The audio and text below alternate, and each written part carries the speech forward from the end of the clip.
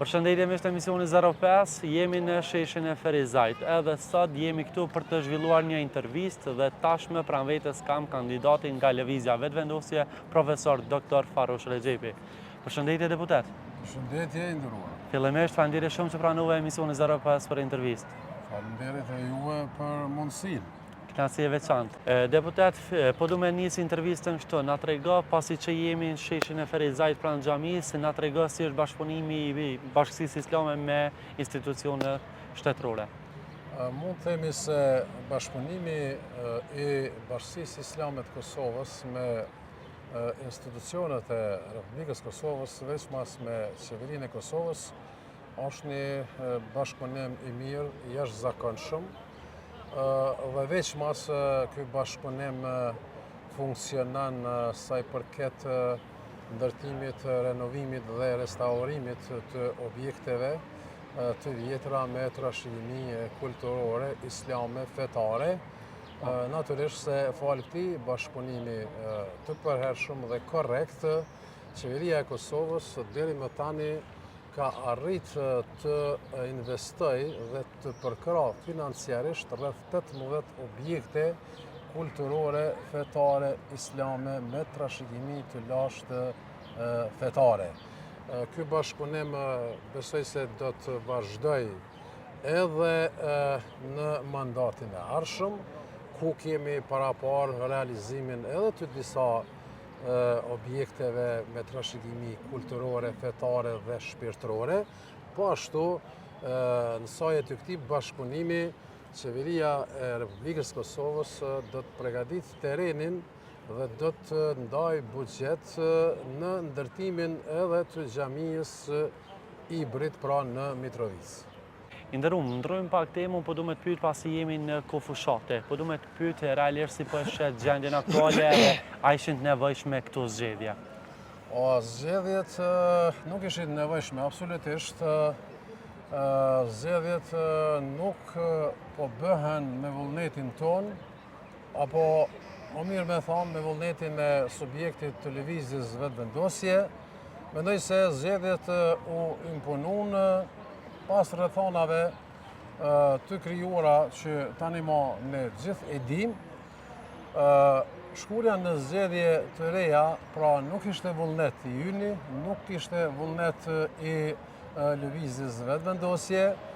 Shkurja në zgjedhje të reja i ka kushtuar dhe do t'i kushtoj shumë buxhetit të Republikës Kosovës, ndoshta shkurja e zgjedhjeve të njëpasnjëshme do t'i kushtoj 10 milion euro buxhetit të Republikës Kosovës, po ashtu dëmi tjetër që i shkaktohet vendit tonë me shkurjen në zgjedhje të reja është pra dëmi edhe i natyrës ekonomike, sepse kemi një ngecje tani të zhvillimit ekonomik, po ashtu kemi pengesa në investime nga kompanit, eventualisht kompanit e vendeve perëndimore, pra të vendeve të jashtme, sepse natyrshëm kur ata të cilët kanë vullnet për të investuar në Kosovë dhe për të hapë biznese në Kosovë, ata dëshirojnë që në Kosovë të ketë institucione funksionale legjitime,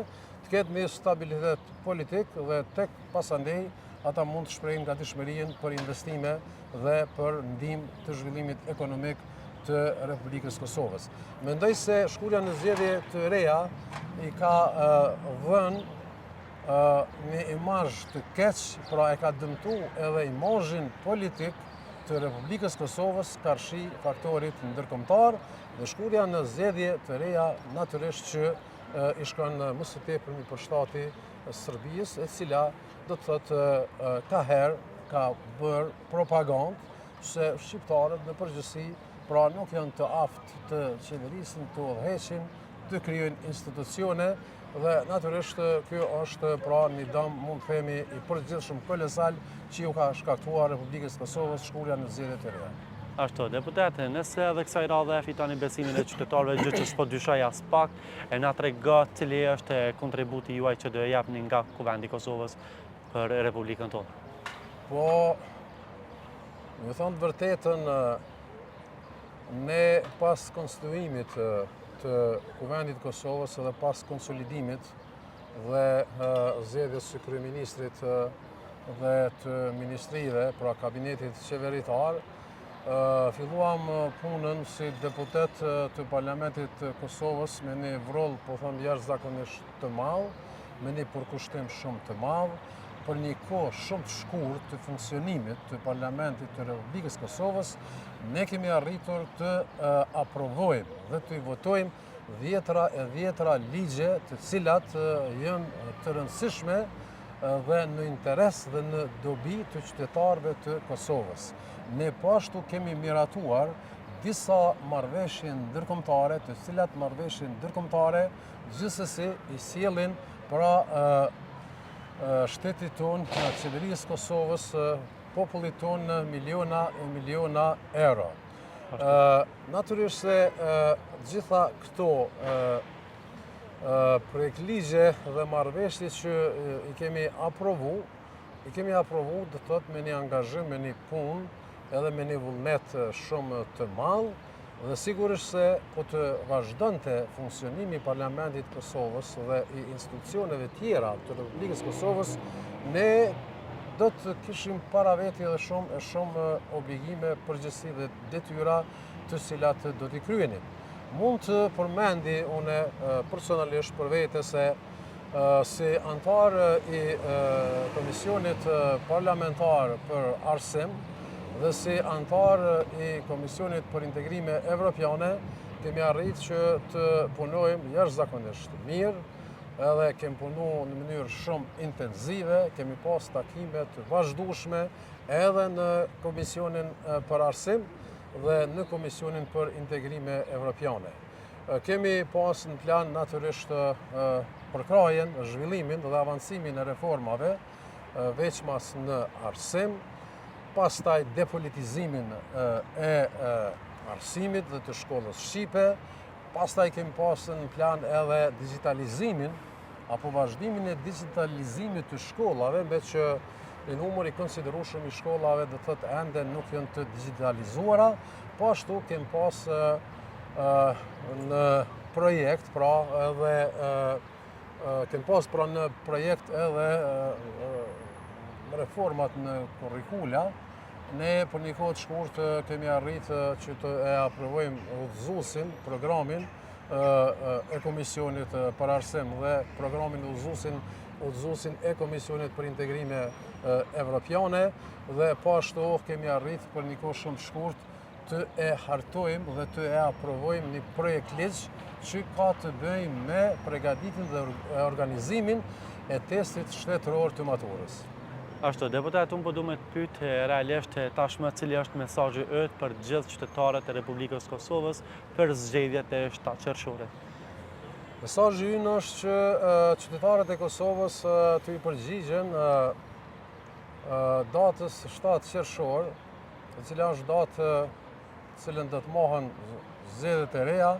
Pra mesazhi ynë është që qytetarët e Kosovës masovisht të marrin pjesë në zgjedhjet e reja dhe të votojnë partitë ose kandidatët të cilët ata dëshirojnë.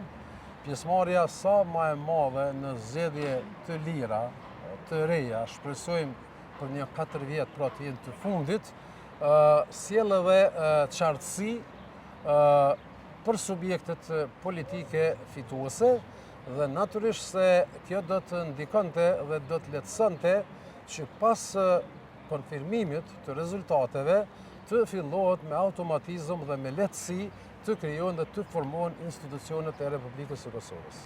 Ashtu, deputet, faleminderit shumë, ishte vërtet kënaqësi që pranove emisionin 05. Faleminderit dhe juve, respekt, suksese. Kënaqësi, faleminderit. Me ishte emisionin 05 ishim me kandidatin nga Lëvizja Vetëvendosje, doktor profesor Farosh Rexhepi me numër 65.